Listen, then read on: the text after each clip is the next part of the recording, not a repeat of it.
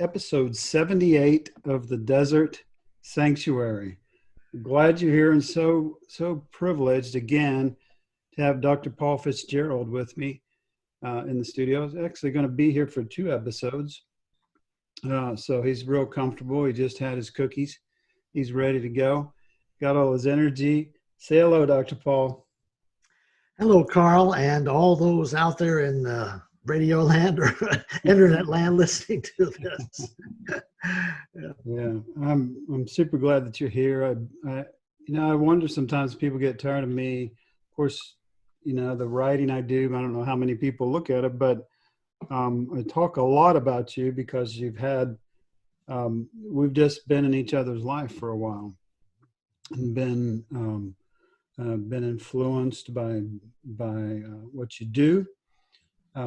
So anyway, at the end of the day, if you need to be thankful, just remember that I'm thankful for your ministry or whatever we want to call that you're doing. Dr. Paul is a former pastor, experienced some what he calls crash and burn at some point in his life, but then for about between 20 and 25 years has been the founder and leader and main speaker, head bottle washer, and all those things for Heart Connection Ministries. And the primary thing they do is the Breakthrough Seminars, which is an immersive seminar. Been important to me because Laura and I have been through that twice. About maybe 15 years ago, let's just say, I can't even remember, but also just a couple of years ago. So very important in our lives. But what we're going to talk about today is about focusing. First of all, Dr. Paul, do you need to clean up anything from my intro? Was all of that at least somewhat correct? Yeah, that's the general theme. I was a pastor. I actually spent more time in denominational administration. I spent about 16 years in denominational administration and a few years pastoring and being an associate pastor. But I spent my pew time there. Mm-hmm. Yeah. And it was out of my work there that I had that crash and burn. And long story short, I was dealing with work addiction. And in ministry, ministers and churches would never hire drug addicts, but it's quite all right if you are willing to work 24/7. Right. Right. And only get paid for 8 of it. But it was out of that crash and burn and some friends helping me understand the dynamics of work addiction that led me to back into local church ministry. But this time it was focused on support group ministries. And I wound up doing a doctor of ministry, and my research was around the issue of internalized shame. How we internalize a sense of disgrace. To the degree we internalize disgrace, it makes it difficult to internalize grace. We can talk about it, we can theologize about it, we can even preach about it, but to really internalize it, which is a very embodied process, it makes it challenging, makes it difficult. Not impossible, just makes it difficult. And so it was out of that we wound up creating the Breakthrough Seminar, which is a very experiential, immersive process. Been doing that for now over 20 years. Yeah. And about 5,000 people have gone through. I tell people that no one has been through Breakthrough more often than I have in those 20 years. Yeah. You've been through twice. I've been through hundreds of times. Right. And every time I've gone through, I've learned something about myself.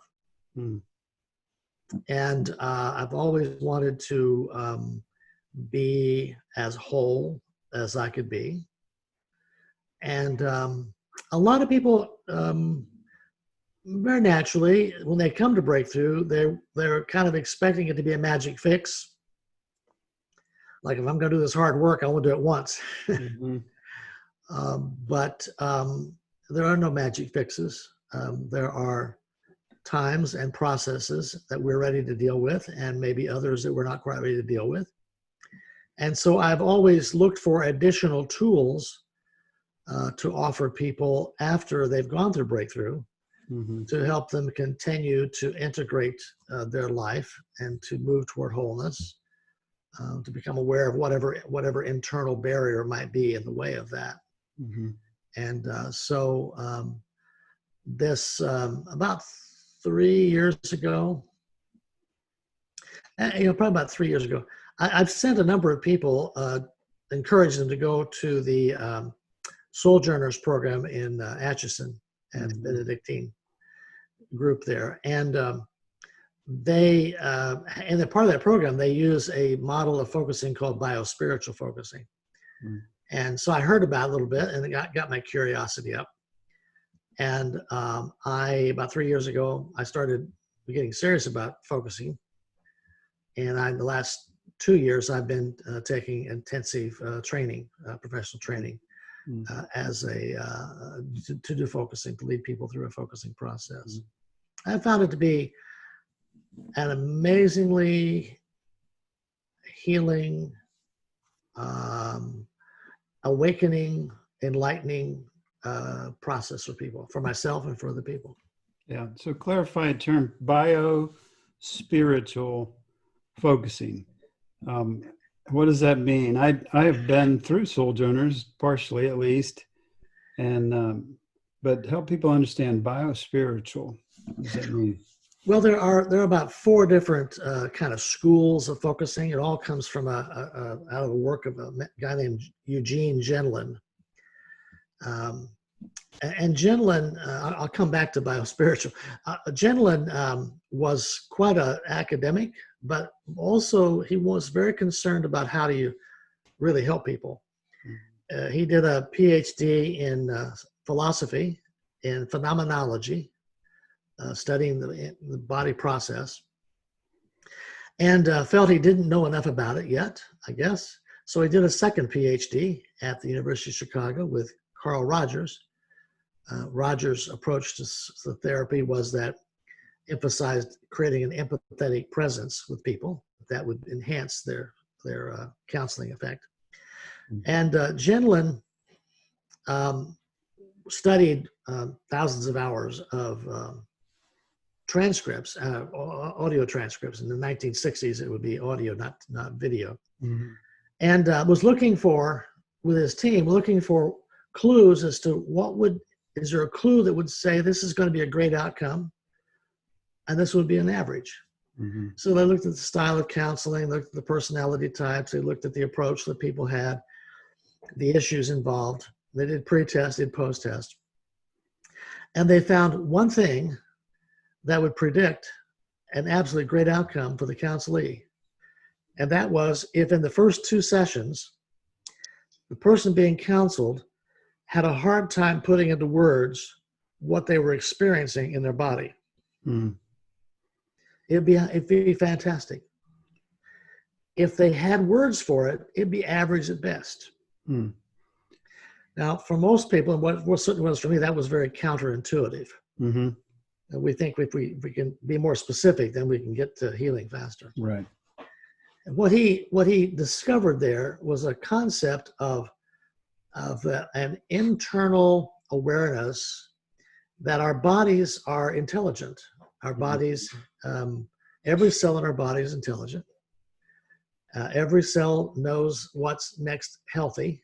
And there's an implicit forwarding of our body. We have the privilege these days of watching a little 6-month-old, as he struggles to figure out how to have hand-eye coordination and turnover. And nobody's teaching him that. Right. It's all innate within him. So there's this, he observed this implicit forwarding wisdom of the body to know what's best next. And out of that, he put together a concept of focusing. How do we remove the barriers to that innate wisdom? Biospiritual focusing is one of the various schools of focusing. And it specifically emphasized, it was really organized by two Catholic priests. They both had PhDs and were concerned about the wounding of people in environments where the body was denied or suppressed, that feelings were pushed down. I didn't grow up Roman Catholic, but I grew up in an environment where you were really spiritual if you looked very stoic. Mm-hmm.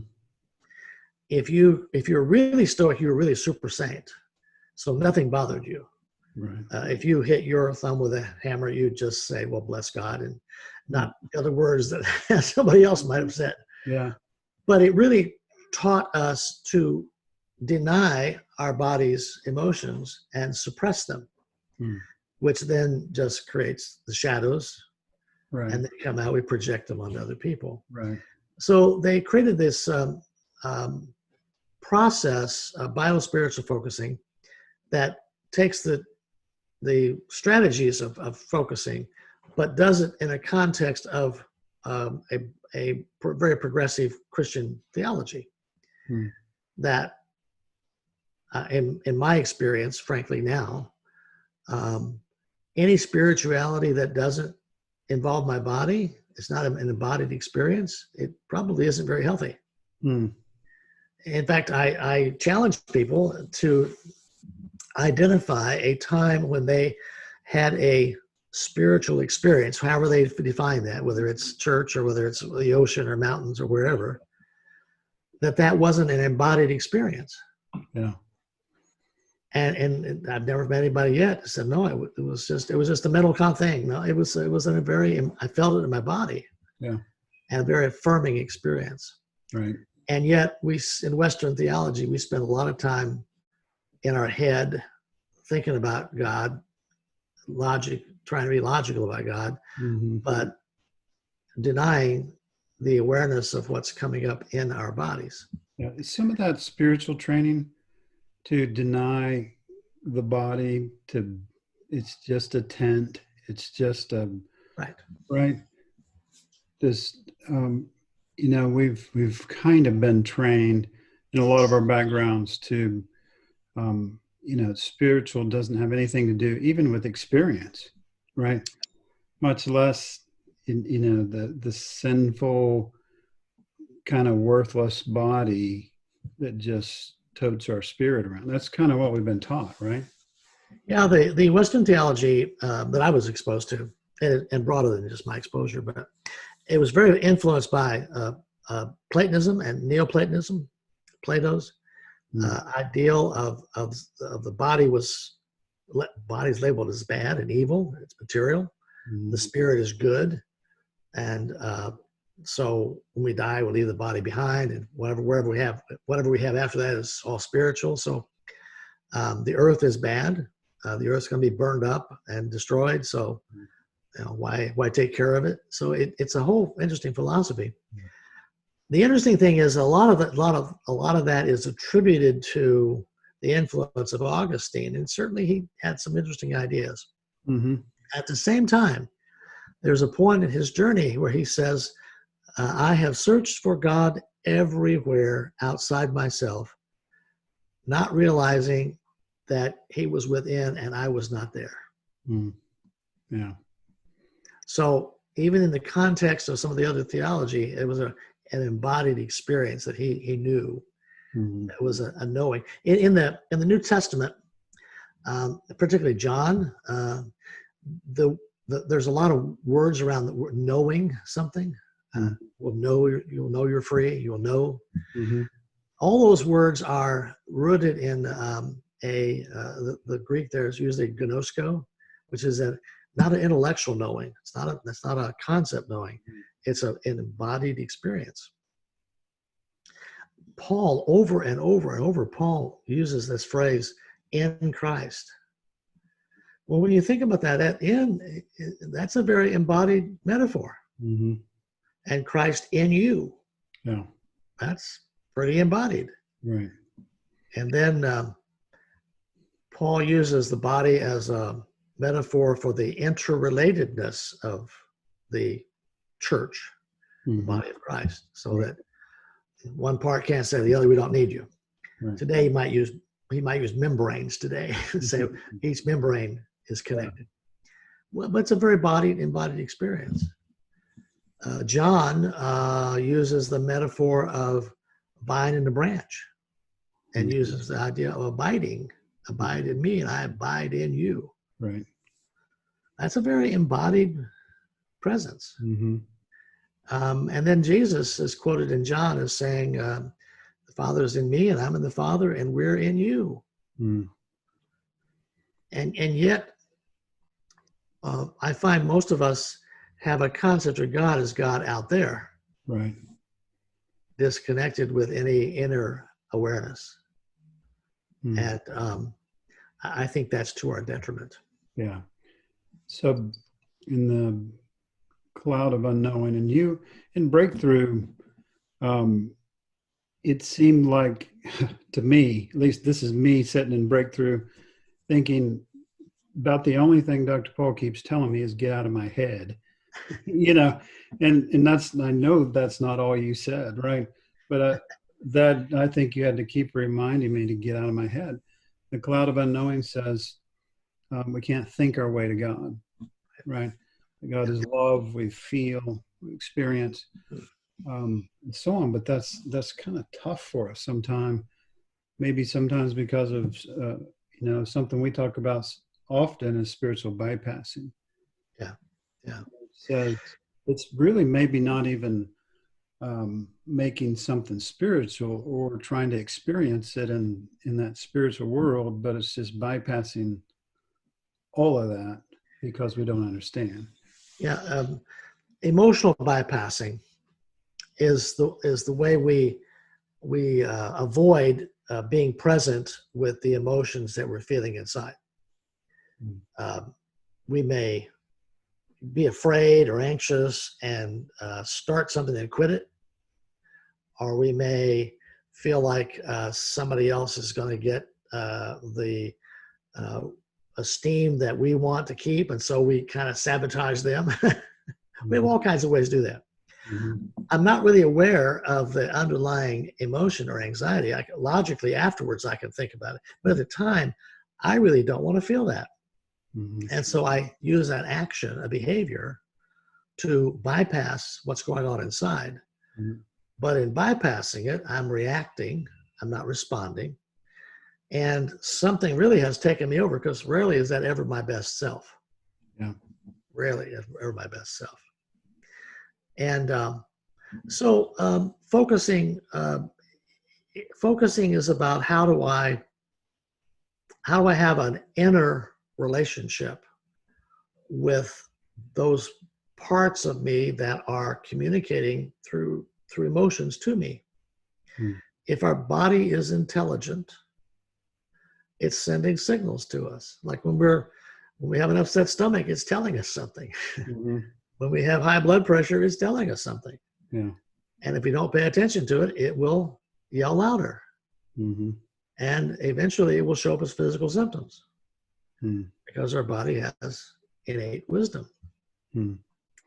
And so being present with it is a way to find some wholeness and healing, integration for ourselves.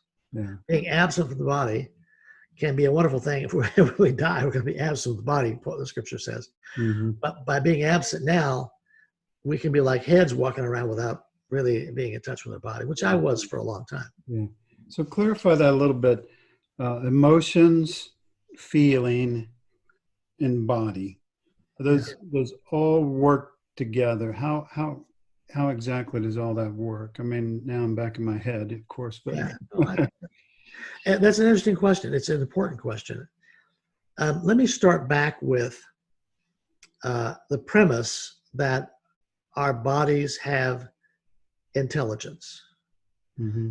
Our bodies know what is the right next best thing for us at a not a wordy level, not a cognitive level or intellectual level, but our bodies know what's right for us. Mm-hmm. I mean, it tells us when we're hungry. Yeah.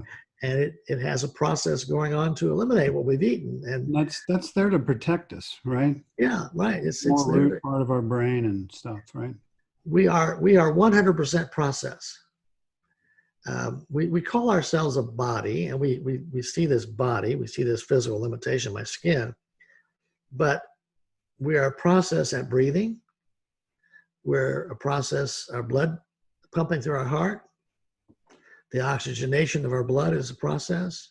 Mm-hmm. The neurological process going on is a process. Every cell in our body is in the process of dying and being replaced. Mm-hmm. Any process that stops, we're in trouble. Mm-hmm. So we're more process than we are thing. Right. You know, we're much more process, and we're involved in the process. I mean, the reason we're breathing oxygen is because there's a process going on around us to produce oxygen. Mm. Yeah. And the food we eat, which I see behind you on your screen, Yeah. is a completely process. Right. So we're in this dynamic process. Mm. So if our body kind of knows what would be the best next thing for us developmentally, trauma happens when something happens to block that process. That's a shock to the body. Mm-hmm. The body wasn't expecting it. And trauma can be, we used to think of trauma as a big deal. I mean, if somebody hit us or Mm-hmm. we were abused or whatever. Yeah. But we downplay the significance of what we don't call trauma, we call it a little thing. Mm-hmm. But little things can be very traumatic. Mm-hmm. Recently, I was working with a young lady who grew up with a very strong grandmother and mother figure and wanted her to be strong. And she recalled when she was 4 years old, something happened and she wanted to cry. And her mother and grandmother started singing, "Big Girls Don't Cry." Mm-hmm. And then every time she started to cry after that, they would sing it. Mm. And I said, "You realize that was trauma?" Mm-hmm. And she said, "I really hadn't considered that." Mm-hmm. But her body wanted to do something, and it was a stopped process. Mm-hmm. When we have a stopped process, we can't control the things that happen to us. The second part of that is whether there is at the same time adequate resources to help us melt or dissolve that stop process. Mm. A great way to think about that is as a parent, you have a child that runs out on the playground, and sooner or later they fall down and skin a knee and they come crying. And if you attend to that and you make over it and you make it okay and you're emotionally appropriate with them, they just get up and go back out and play. Right. If the caregiver says something like, "Well, get over it, it's no big deal, be a big boy, be a big girl, stop crying, big girls don't cry, big boys don't cry," that's inadequate resources. Right. And they may go back out and play, but they're going to go out cautiously because there's a stopped process there. Yeah. When we have a stopped process, it's like a wounded part of us. It still wants to move forward, but we begin to develop unconsciously, begin to develop strategies to protect it from being hurt by other people. We stop taking risks. We protect ourselves. We rationalize. Or we get angry if we think somebody's getting close to it. And it's not like we choose it, but it's like something within us takes over to protect it. And the paradox is it not only protects it from other people, but often it wants to protect it from us because we are sometimes the most critical of ourselves. Yeah. And why am I still dealing with that? Why is that a big deal? I should be over that. Right. It shouldn't bother me. If I just was spiritual enough, this wouldn't be bothering me. I'll give it to God again. Right. And those parts, those protectors, don't go away. They show up in later life. And we often have conversations like this. At least I do. I suspect a lot of people do. We're facing some kind of dilemma in life, question, and we're thinking about it, and we say something like, "Well, Well, part of me thinks the answer to that is this. Another part of me thinks that's really stupid. Mm-hmm. Another part of me thinks, well, it's their problem. That's not me. It's their problem. Another part of me says, well, don't be vulnerable and ask anybody because they'll laugh at you. Another part of me says, let's get an ice cream cone and make you feel better. Mm-hmm. And we have those conversations of parts. We know they're not physical parts, but they're awarenesses. Mm-hmm. But it's almost like they want to take over and say, well, let me do this. Let's plan this. Don't do that. That kind of arguing among themselves. Mm-hmm. And we're kind of lost in there. Mm-hmm. We react to situations. Mm-hmm. I've never seen a relationship in a marriage or a family or at work where reactions were very helpful. Mm-hmm. And pretty toxic. Mm-hmm. Most of our reactions, when we're really overboard reacting, is because we are taken back in that situation in some way to that place where we were wounded that is still stuck. And we wind up using the same coping skills we had at the age we got stuck. Mm-hmm. And it becomes a repetitive pattern. People often say, well, why do I keep repeating this old pattern? Why do I keep? Because there's a stoppage there. Mm-hmm. And the emotions that show up today, if we can be present with them, we basically have three ways to relate to our emotions. One way is to be over-identified. Mm-hmm. We use the phrase, I am angry, I am sad, I am disappointed, I am whatever. Mm-hmm. That language implies those feelings are as big as us or bigger. Mm-hmm. And I use the image of the Incredible Hulk. That's a story and a movie that a lot of people relate to. That the mild-mannered guy would turn into this green giant when he got cornered. And some of us experience that in ourselves or other people, where there's a reaction and we're over-identified, and it's like it's taken over, and we're not our normal self, not our best self. It's like we're in a car, it's driving, and we're in the back seat, but we have to clean up the mess when the wreck happens. Mm-hmm. The alternative to that is to be under-identified with our feelings. So I go numb. I become a brick wall. I don't want to feel anything. I just shut down feelings. Mm-hmm. But all I'm doing is suppressing those. And when I suppress something, I'm going to project it. I'm going to be sarcastic. I'm going to be cynical. I will have ulcers. Mm-hmm. Because I'm not dealing with those feelings. Yeah. The middle ground is how do I begin to have an inner relationship with those feelings where I don't over-identify with them, I don't under-identify with them. I realize I am really bigger than all my feelings, and I can be present with them. Mm-hmm. And that's the process we're working toward in focusing.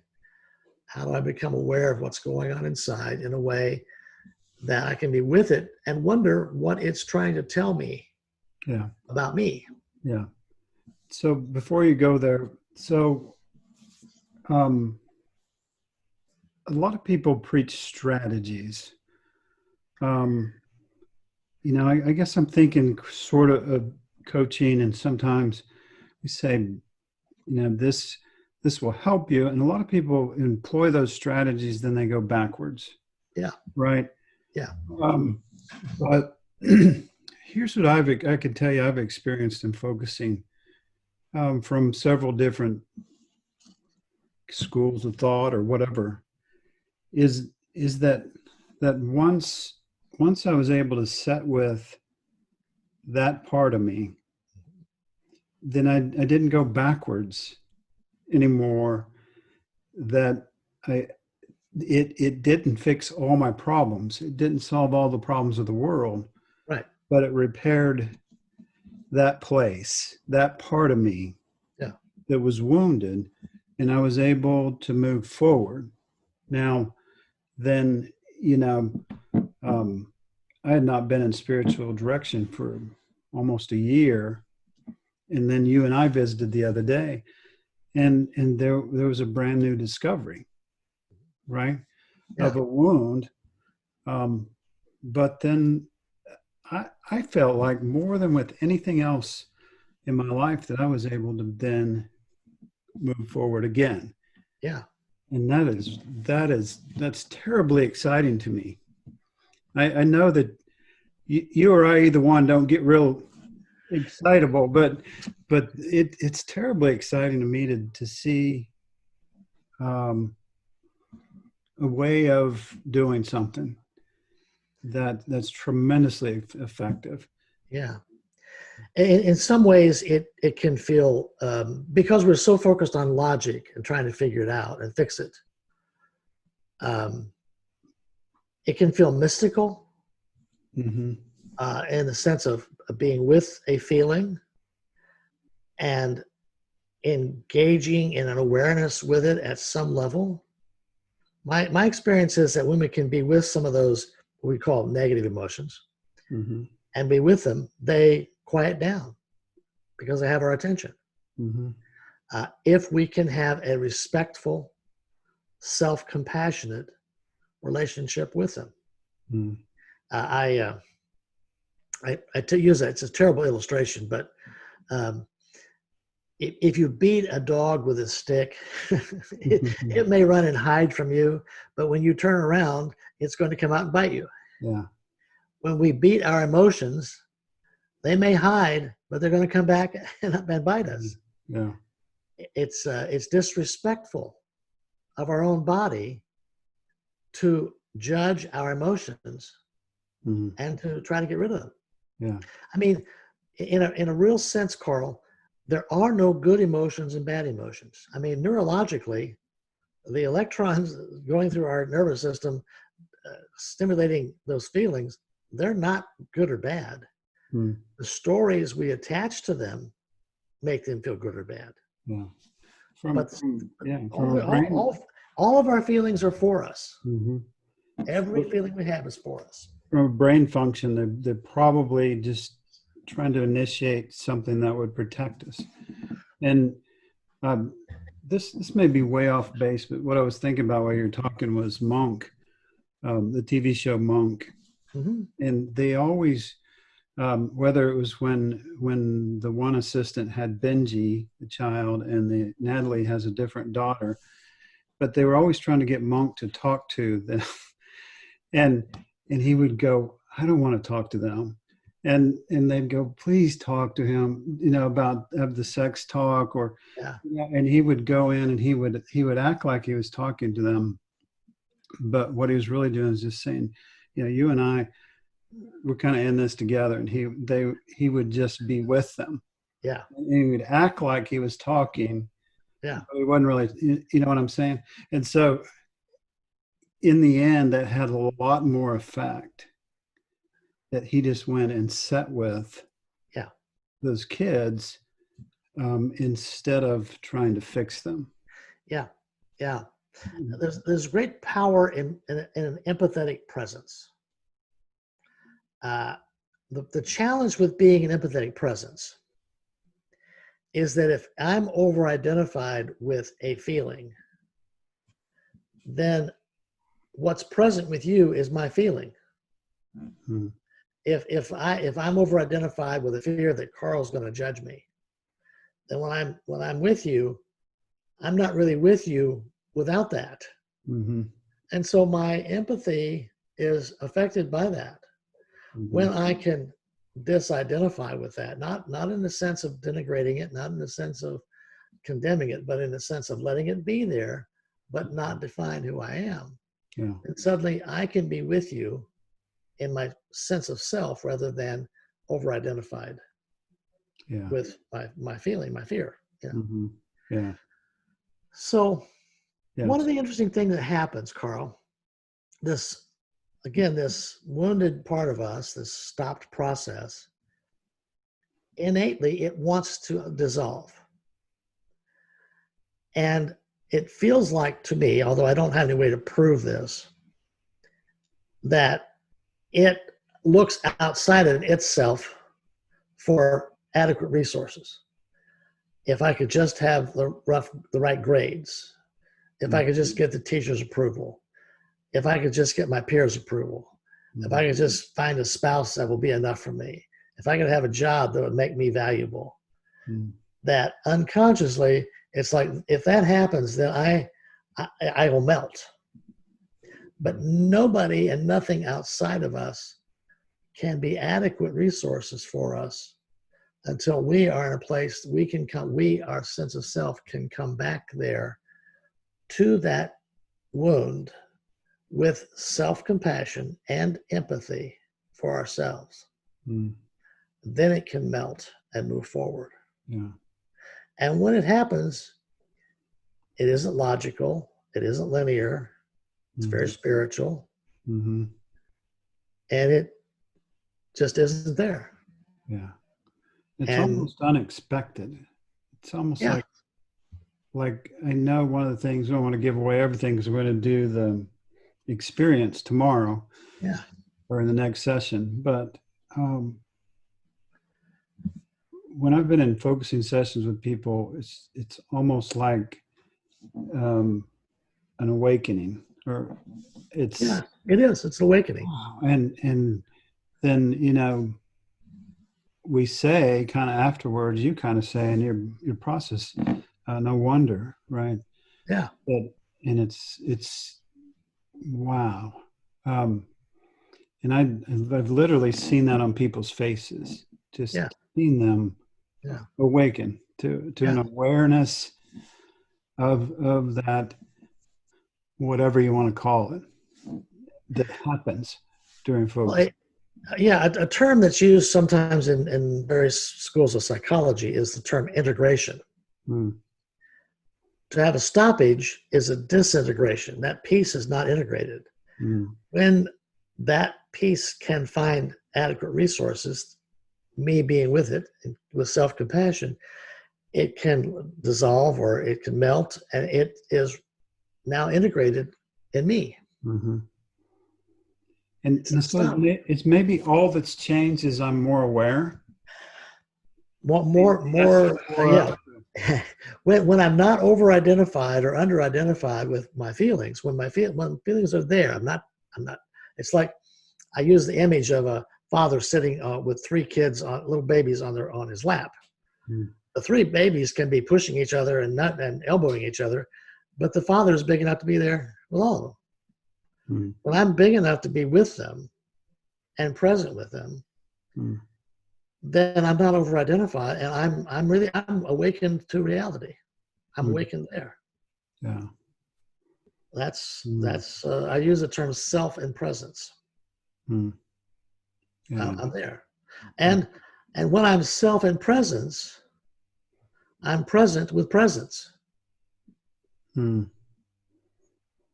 know, good. That's so good.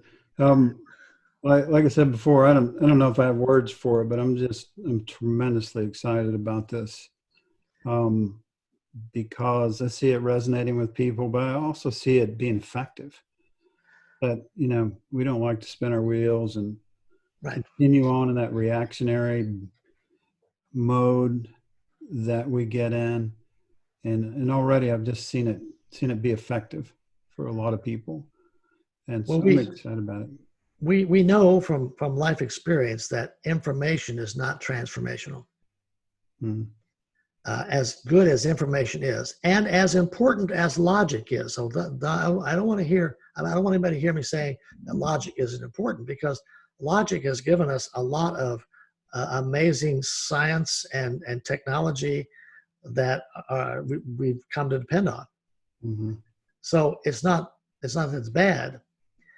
But when I use my logic to try to analyze my emotions, I'm really probably not going to work very well. Emotions are not very amenable to logic. Right. I mean, really. Yeah. They come from a different part of your brain. Come from a different place. And, you know, we pride ourselves on making logical choices. The reality is we make emotional choices and then justify them logically. Look at the marketing technology. Nobody does marketing based on the facts of a car. You know, we make we sell on images Yeah. and pleasant people and dancing Mhm. dancing people and having fun. Yeah. And it's like, oh, I want to have that. Right. But we bypass the emotional, and it's just a lot. It's a logical choice. I've analyzed it, and Mhm. we justify. Yeah. Yeah. Let me tell you what I was thinking about at that moment. I was thinking about the time when I said to Laura, you'd be able to, well, never mind. It was, I can't remember exactly what it said, but it sounded so logical in my brain when I said it to Laura, but it was something emotional for her, and the Well, opposite effect you on it. know, women have their logic about what to buy for the house and furniture, and guys sometimes have their logic about what how important it is to have this gun they want to buy or this Mhm. sports paraphernalia. Yeah. And it's just the most logical thing in the world to to do it, Yeah. but it comes down to it's probably more emotional and symbolic. Emotional than anything. Yeah. Well, we're in the next session. We're gonna kind of go through what more of what the process looks like. I think a lot of people, um, say, well, "What's this like? If I'm gonna do this, what would it be like?" Sure. And you have kind of some simple steps. I'm also giving you permission the next session to talk a little bit about me and what I went through my last session. Um, like I said, I think it was Well, pretty. you're the expert on you, so Yeah, that's right. I'll help. I'll try to help with that. Um, as much as I can articulate it. To sure. some degree, it's hard to do that. But for now, let's just close out. I'm going to say thank you to you for the great explanation of that. I think it was very thorough and able. I can understand what you were saying. I think everybody else will too. So thanks for coming on. We'll Absolutely. pick up here in a minute after we take a restroom break, and then everybody else will see that a week later. Well, thanks for coming on, man. All right. Thank you.